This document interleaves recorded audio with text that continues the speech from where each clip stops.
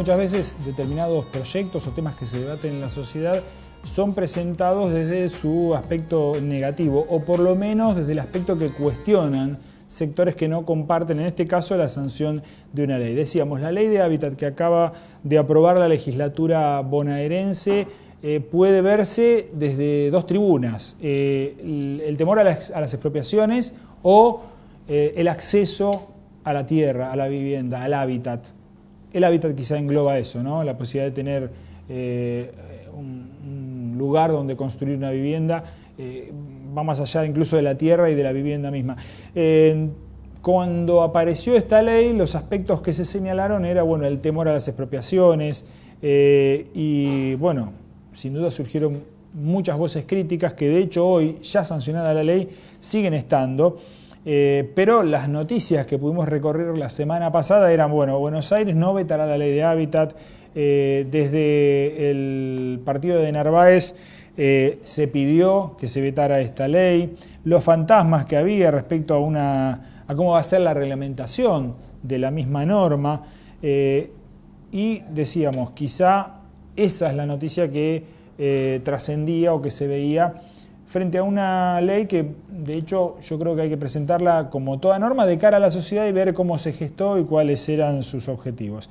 Sin ponernos en un lugar ni el otro, como ya en varias ocasiones habíamos hablado con Luciano Scatolini, que es titular de la Cátedra de Hábitat de la Universidad de La Plata y es escribano y es coautor del proyecto.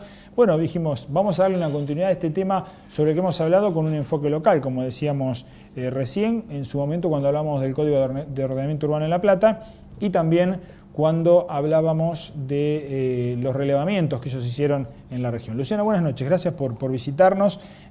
Bueno, en principio vamos a rebobinar y a tratar de hacer un inicio desde los fundamentos de la ley. ¿Qué significa esta norma?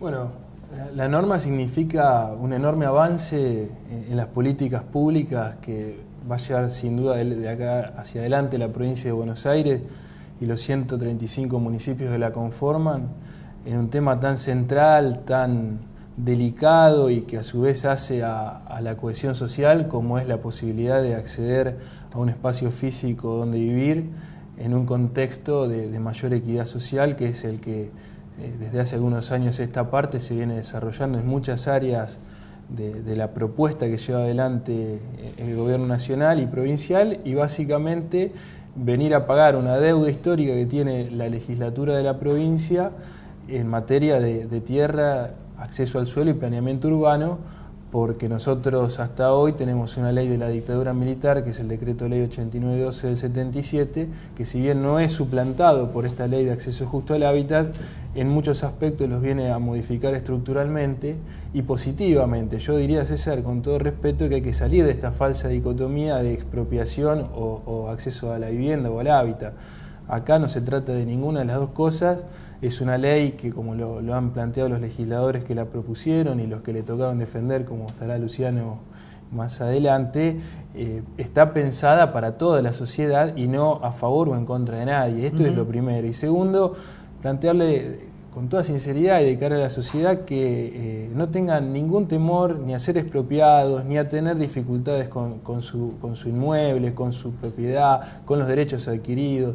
La ley es absolutamente respetuosa del orden constitucional, es absolutamente respetuosa del esfuerzo que llevan adelante quienes con mucho sacrificio han logrado comprarse un lote o han logrado construir su casa, y lo que viene sí es a dotar de una gama de instrumentos de gestión de suelo muy modernos, que están en las legislaciones comparadas de países de Latinoamérica y del mundo, que van a ayudar en la lógica de construir ciudad a lograr mayor equidad en cuanto al acceso al territorio, que es un problema grave y hay que reconocerlo, y había que darle una forma legal a esta situación para que, a partir de tener los instrumentos de gestión necesarios, pues si querés te comento en la práctica qué significa, se pueda comenzar a establecer una política habitacional y una política de tierras que pueda mejorar esta situación de informalidad y de inequidad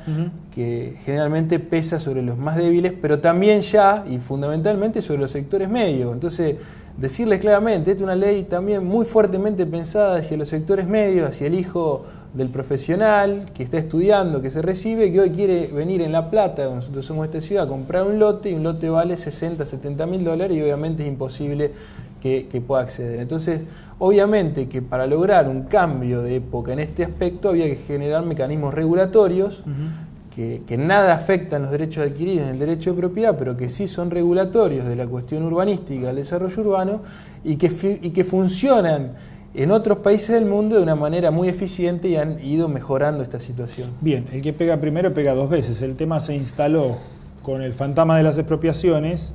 Yo no soy un especialista en el tema, pero digo, desde lo comunicacional, y es como que ese lastre hubo que ir sacándolo mientras iba debatiendo la ley. Ahora, ¿esto va a ayudar al planeamiento en ciudades como la nuestra o en el interior bonaerense? Hay ciudades de distintas características en la provincia de Buenos Aires. ¿Qué aporte hace a lo que es el tema planeamiento urbano? Sí, pero déjame, César, disculpame, porque vos decís, el que pega primero pega dos veces. Acá hubo claramente una intencionalidad del sector político que conduce de Narváez de querer congraciarse con un cierto sector social y a partir de ahí tomar esta situación por algunos medios que no se tomaron el trabajo de leer la ley y que plantearon falacias que fueron muy rápidamente quitadas del medio en términos de legalidad, porque la careta se les cayó al otro día que salieron con bombos y platillos a decir que estaban planteando una medida judicial para lograr la inconstitucionalidad de la ley. Hoy falla el Tribunal Laboral ante la cautelar planteada por de Narváez y otro legislador provincial, diciendo que es absolutamente constitucional esta ley que ha sido votada, y además haciendo algunas aseveraciones en cuanto al planteo que llegó adelante de Narváez, de que no se comprende que en esta Argentina, construida con mucho esfuerzo en un sistema democrático que ha tenido las complejidades que todos sabemos y todavía las inequidades que están existiendo, de que haya un legislador, un sector de la sociedad que plantee una clase inferior, porque eso decía claramente la demanda de Narváez, decía que no puede el sector social denominado propietarios subsidiar a las clases inferiores de la sociedad. La verdad que es un pensamiento y un razonamiento que atrasa más de 100 años en la Argentina. Y bueno, hemos tenido la posibilidad de que hoy una justicia independiente, que no está para nada matizada de ninguna cuestión política, no solamente dijo que la norma es constitucional muy rápidamente, sino que dijo que ellos no comparten para nada el criterio de los accionantes en cuanto a esas consideraciones de generar categorías de ciudadanos, en donde hoy realmente pensar en categorías sociales es un claro atraso. Y lo que tenemos que pensar es cómo nos integramos todos en un modelo único de país, de ciudad, de territorio, y sabiendo que a partir de ahí vamos a tener la posibilidad de vivir todos mejor y más tranquilos. Eso bien. Quería aclararlo. Y después... No, está muy claro. Justamente decíamos, ¿cómo incide esto sobre el planeamiento urbano? Bueno, pongamos el ejemplo más cercano, ustedes habían hecho un reglamento en la ciudad de La Plata. Bueno, incide fuertemente, César, porque la ley trata dos aspectos centrales, muy rápidamente los repaso. Uno tiene que ver con la prevención. Es una ley que, muy lejos de buscar expropiar o buscar legitimar las usurpaciones, las previene. ¿Y de qué manera las previene? Generando mecanismos que los municipios pueden aplicar para incentivar el loteo social. O sea, una ley que cambia radicalmente la concepción de cómo se va a producir un loteo en la provincia de Buenos Aires, que era muy complejo, muy costoso, muy difícil de realizar, y la ley genera una serie de incentivos al propietario y al desarrollador para que hoy puedan hacerse lotes con medidas inferiores a las que establece la ley vigente, con provisión de servicios en forma progresiva, con la posibilidad de asociarse el Estado con el privado y el privado entre ellos, en modelos que funcionan en Colombia, en Brasil, como el reajuste de tierras.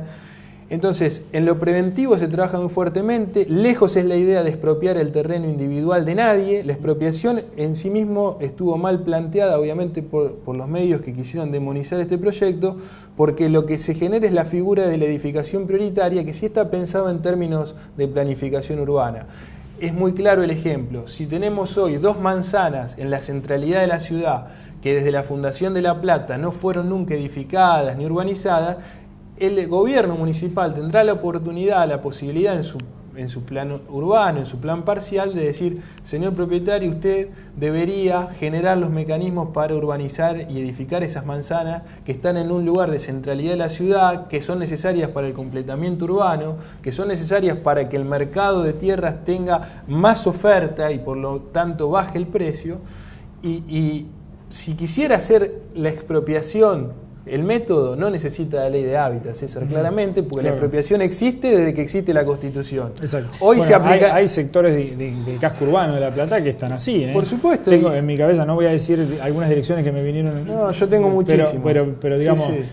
Bien, ahora, y después ¿qué se pasa trabaja con las usurpaciones? Por ejemplo, una ciudad en la que ha habido tantos asentamientos en los últimos años como es esta, que está son usadas planteado, políticamente. No, eso está claro. Y está planteado un programa dentro de la ley que es el programa de integración sociourbana de villas y asentamientos, que es otra deuda que tenemos desde la política, desde la democracia, desde la sociedad en su conjunto. Yo creo que nadie hoy puede sentirse feliz de vivir en un país, en una provincia, en una ciudad donde tenga vecinos viviendo en indignidad absoluta. Entonces se plantea específicamente la creación de este programa, se crea el Fondo Fiduciario Público para la Rehabilitación y la Urbanización de Villas y Asentamientos, con una previsión presupuestaria integrada por distintos métodos que va a establecer el Poder Ejecutivo provincial, la Nación y los municipios, pero sí ya establecido para el 2013 con el 50% de lo que recaude la provincia de Buenos Aires por baldíos urbanos, que es una cifra que está en el orden de los 200 millones de pesos, y con la posibilidad de que intervengan los sectores sociales que están en esta situación a partir de una mesa de gestión y articulación en conjunto con el Poder Legislativo, con el Defensor del Pueblo, con plena transparencia y participación para generar los planes de urbanización y la posibilidad a su vez de que sean organizaciones de microcrédito, los mismos vecinos involucrados, que como no acceden a la banca formal porque no califican para acceder a un crédito, puedan a través de este fondo fiduciario acceder a un microcrédito para mejorar su vivienda, para mejorar su barrio, y sea la autogestión, sea la formación de organizaciones serias y controladas obviamente por el Estado, las que puedan ir trabajando rápidamente en un programa de urbanización de villas de asentamiento en toda la provincia. Bien, hay que ponerse a trabajar. Digamos, la ley es como un amplio marco normativo que permite regularizar un montón de situaciones, ¿no? Para arriba y para abajo. Aclaremos lo de los countries rápidamente. Bueno, lo de los countries es muy sencillo. Es el concepto de la valorización inmobiliaria. Nosotros, ¿qué decimos? El señor que tiene un campo hoy en las afueras de la ciudad de La Plata y está zonificado como zona rural y quiere seguir echando vacas o sembrando, generando una actividad agropecuaria, la ley de hábitat no lo va a afectar ni va a tocar nada de lo que ese señor tenga. Ahora, si ese señor con su campo quiere hacer un barrio cerrado, quiere hacer un country, obviamente para eso se necesita que el Estado intervenga fuertemente, porque no solamente hay que hacer infraestructuras, que las pagamos todos, sino también se le deben dar las normativas urbanísticas que se hacen a través de los consejos deliberantes locales, con el Departamento Ejecutivo, para que ese lugar que estaba zonificado para criar vacas pase a estar zonificado para que vivan familias en lotes de 600, 700, 800, 1000 metros. Con lo cual, esas dos acciones del Estado, una es la infraestructura y la otra es darle la normativa urbanística, le generan al propietario de un campo, de un sector rural de la ciudad, un enorme enriquecimiento sin causa, porque en realidad la decisión es del Estado de permitirle realizar esa urbanización en ese lugar y ganar cifras muy importantes de dinero. Entonces lo que se plantea, que no afecte lo más mínimo el derecho de propiedad, es la participación del Estado en la valorización genuina que genere esa nueva urbanización. Y a partir de ahí hay una decisión en el artículo 50 y 51 de la ley de que se pague por esa valorización el 10% de lo que va a ganar en forma extraordinaria el propietario o el desarrollador inmobiliario, y que ese fondo que el Estado recaude sea destinado a este programa que tiene que ver con generar suelo a los sectores que hoy no tienen acceso al suelo,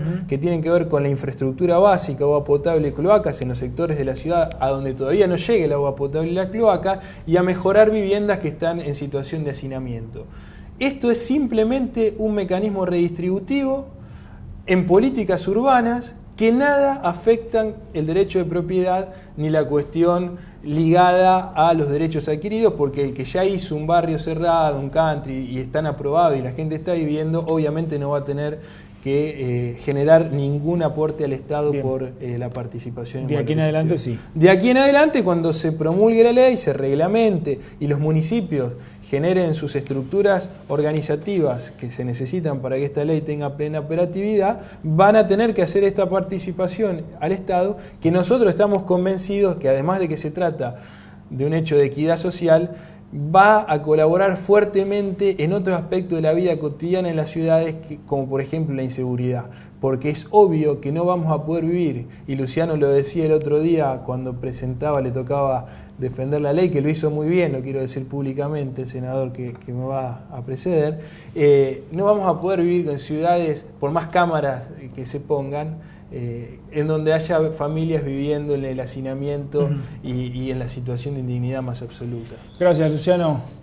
Bueno, un tema que da para varios programas, pero como lo tomamos con una continuidad de temas que ya habíamos abordado desde hace años. Sí, yo les agradezco. Desde el 2008, 2009 venimos con este tema. Antes, la verdad que hicimos muchas cosas y siempre hemos encontrado en APOC y en ustedes un lugar donde difundir estas cuestiones, porque es fundamental que la sociedad escuche otras miradas y tenga la posibilidad de abrir sus cabezas en algo solidario, porque lo que se busca es mayor solidaridad. Bien, viene el otro Luciano. Ahora, Luciano Martini, senador, como decía, miembro informante, fue entonces del bloque oficialista, nos va a dar su opinión y vamos a aprovechar para hablar con él de otros temas.